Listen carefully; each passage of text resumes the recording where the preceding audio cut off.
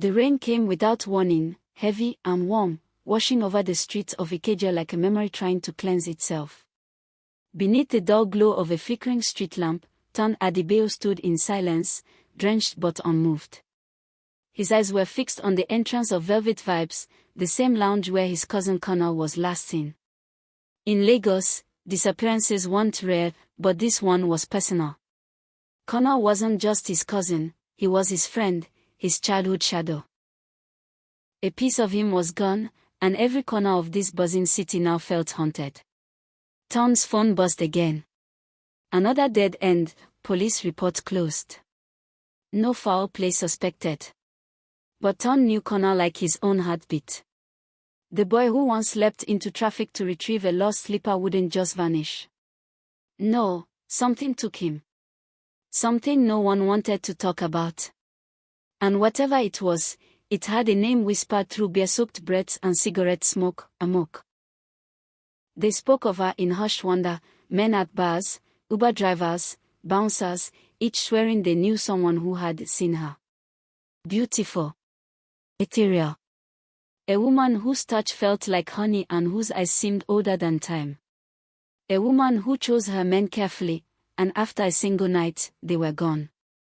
Their houses empty. Phones disconnected. Hearts left grieving. She was Lagos's ghost story. But Ton didn't believe in ghosts. He believed in truth. And he was going to find it, even if it burned him. The manager of Velvet Vibes, a tired man with a stomach that jiggled with every breath, finally agreed to show Ton the security footage after a discreet brown envelope passed hands. They huddled in the cramped security room, screens buzzing with static and motion. The footage was grainy, but clear enough. Connor laughing, spinning his car key, gesturing as a woman in red leaned against the marble wall, waiting. Ton's breath caught. Even on camera, she was unreal. She didn't walk. She glided. Her dress clung to her calves like silk over flame. Her hair flowed in slow motion, despite the still air. But it was her face, soft, ancient, aching, that made Ton shiver. Then, just before Connor approached her, the footage glitched. Static. And when the picture returned, they were both gone. No one saw them leave. Ton asked. The manager swallowed. We checked. No exits. No backdoor footage. Same thing happened last year. Same woman. Ton left with soaked clothes and a haunted mind. As he walked through Ikeja's crowded streets, horns blaring, voices rising in sharp Yoruba, the world suddenly felt less real. The air smelled different. Like water that had touched the past. And somewhere deep in his chest, a coldness settled. Not fear, a calling. That night, Ton dreamed of chains rattling beneath water. Of a voice whispering his name. And of a woman who stood at the edge of the ocean, weeping not for vengeance, but for memory. Ton couldn't shake the dream. Even as the sun pierced the Lagos skyline and downfalls honked their morning rhythms, the image of Amoke standing ankle-deep in water, face veiled in sorrow, haunted his every step. He kept hearing it, a whisper, not in his ears but in his chest. It repeated only his name. Turned, as if someone was waiting for him. As if the pass wasn't finished. He skipped walk, something he never did, and made his way to Yoruba, where his late grandfather once took him to visit a herbalist named Bobatofa. The man was said to speak with the wind. Ton hadn't seen him in years, but something deep, primal, drew him there. The narrow alleyway smelled of camphor, rain, and kola nut. At the end sat Bobatofa beneath a mango tree, his eyes closed, mouth moving as if in conversation with spirits only he could hear. You've seen her, Bobatofa said before Ton could open his mouth. His voice was cracked, like leaves crushed underfoot. Or maybe she let you see her. Ton blinked. You know about Amoke. The old man nodded slowly, the beads on his wrist clicking. She was once a woman. Now she is water, spirit, grief, and judgment. Ton sat, shaken. He explained everything: Connell's disappearance, the footage, the dream. She chooses, Baba said, but it is not she who takes. Her pain is old. Her vengeance is older. She was betrayed by blood, drowned not by water, but by men. Ton's skin prickled. Who betrayed her? The fathers of those you now call fathers. Colonialists didn't burn her shrine alone. Our own joined hands. Out of greed, shame, or power. Baba's eyes bore into him. You carry that blood too. Ton felt the ground shift beneath him. His father, a retired construction engineer. Years ago, he oversaw the demolition of undeveloped river property in Ape. Could that land have been the shrine? You are not guilty, Baba continued, but you are tied. The chain follows blood. Ton's hands trembled. What does she want? Justice. But not in the court of man. In memory. In truth. Baba Toffa handed him a black cowrie. Keep this. When next she calls, listen. Not to fear, but to her story. Later that night, Ton sat by his window, the city's chaos muffled beneath the hum of nightfall. The cowrie felt hot in his palm. His phone vibrated. An unknown number. No text. Just a voice note. He tapped play. A woman's voice, calm and low, I see you, Ton.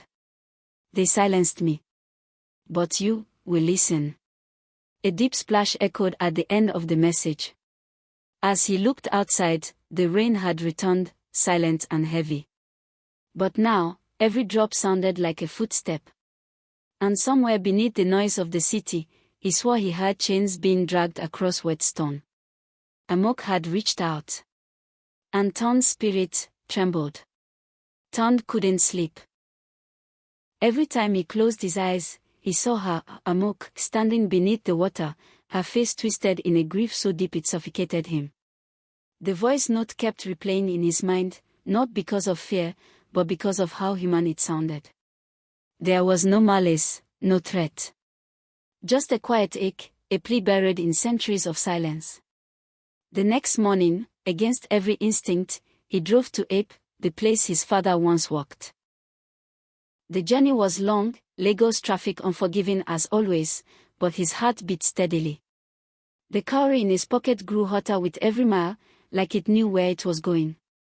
He found the site, the fenced-off area marked, under future development. The land was barren now, with only a rusted sign and dried-out trees whispering in the wind. But when Ton stepped onto the soil, something shifted. The air thickened. His ears rang. And in the middle of the land was a patch of still, dark water, completely untouched by the dry season. He crouched beside it, trembling. Amoke, he whispered, unsure if he was calling her or confessing. What happened to you? The cowrie slipped from his hand and fell into the water. Silence. Then, a voice. They stripped me. Not just of my temple, but of my name. They said I was wicked because I remembered. They said I was cursed because I didn't forget. The water rippled. And then, Amoke appeared. Not as a ghost. Not as some monster.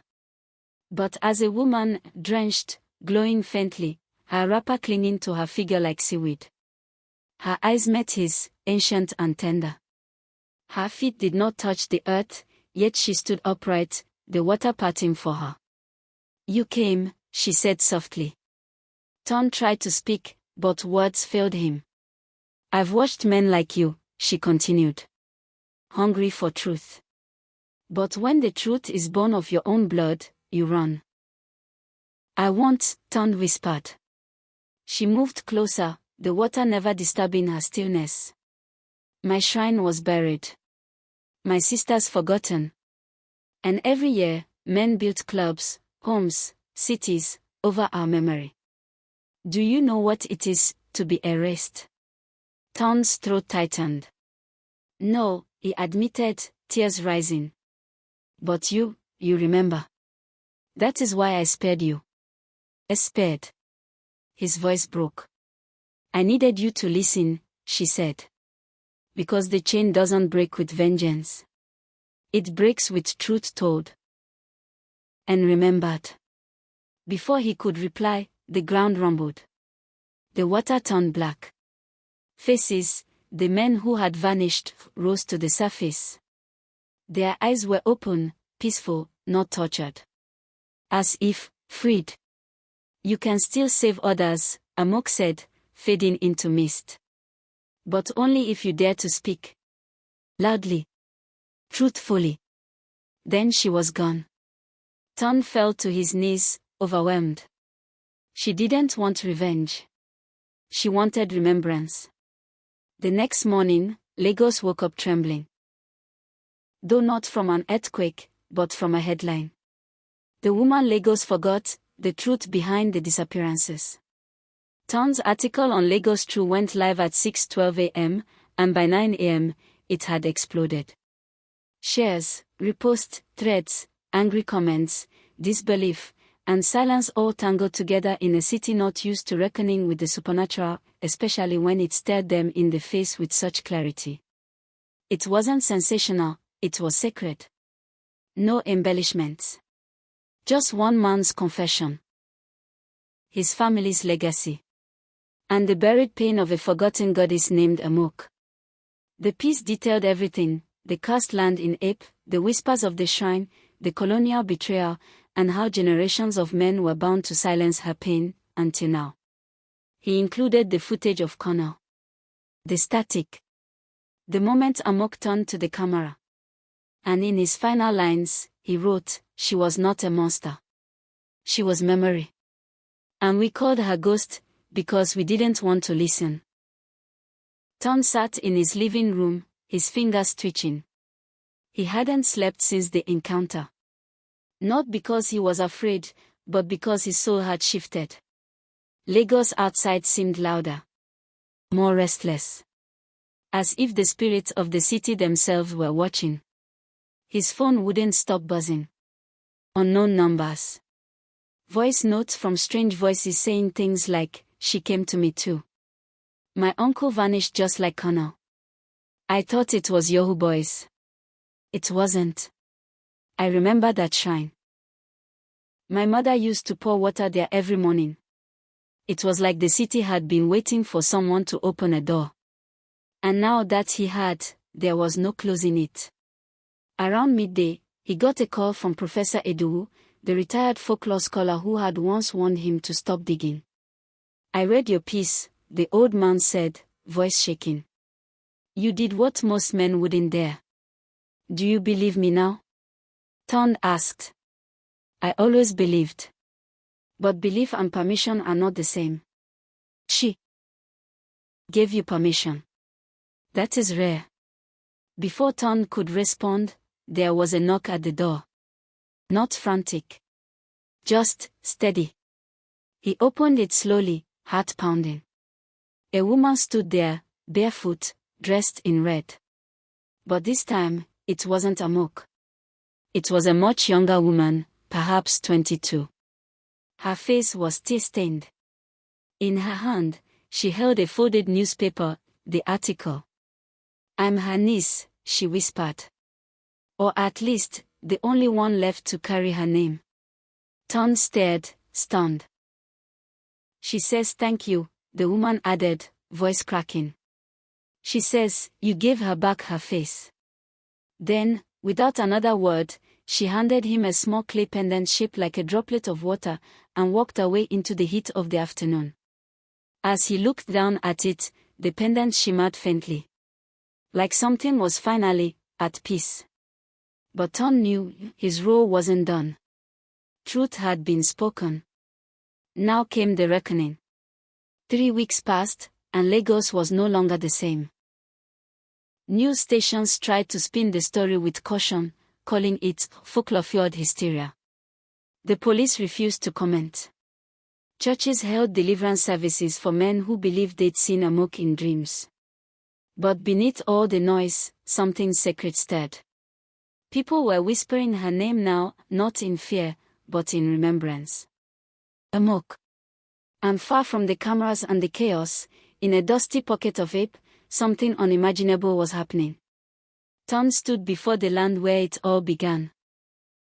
Once fenced off, now open. Bulldozers and machines had left. The developers backed out, spooked by the viral outrage and spiritual pressure. But it wasn't just fear. It was responsibility. For the first time in decades, elders and youth stood side by side, working not to build apartments, but to restore a shrine. The river's edge had returned to life. Birds circled above. The once silent pool now gurgled softly, as though it too could breathe again. A group of women in white wrappers, descendants of the priestesses, moved with slow, graceful steps. They carried clay pots filled with herbs and water. Each time they poured a libation, the air shimmered. The scent of lemongrass and salt hung thick, sacred. Ton watched in silence, clutching the pendant the girl had given him. He still hadn't seen her again. Nor had he heard from Amoke. But she was everywhere. In the wind. In the quiet between moments. In the way men now cross certain streets with lowered heads, not from shame, but from reverence. A sudden voice interrupted his thoughts. "You kept your promise," said Baba Toffa, appearing behind him like a shadow. He wore a new red wrapper, brighter than anything Ton had seen on him before. "You remembered." "I just wrote what I saw," Ton replied, humbled. The old man nodded. "And that is all a people need to heal, to see what they try to forget." Together they watched as young boys planted iroko saplings at the shrine's entrance. The girls laid stones marked with cowries and painted symbols. An altar rose from the ground, not elaborate, just a smooth platform carved from old stone. At the center sat a single carved image of Amoke, not weeping this time, but with one hand outstretched, as if offering forgiveness. Later that evening, as the sun bled across the sky, Ton stayed behind. He knelt at the water's edge and whispered, "I don't know if you're still here. But if you are, thank you." The water rippled gently. And then, only for a second, he saw her reflection beside his. Smiling. Then gone. But that was enough. The story had ended, not with vengeance or curses, but with memory restored.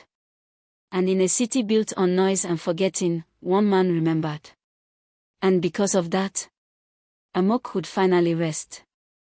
Dear viewers, what lessons do you take out of this epic story?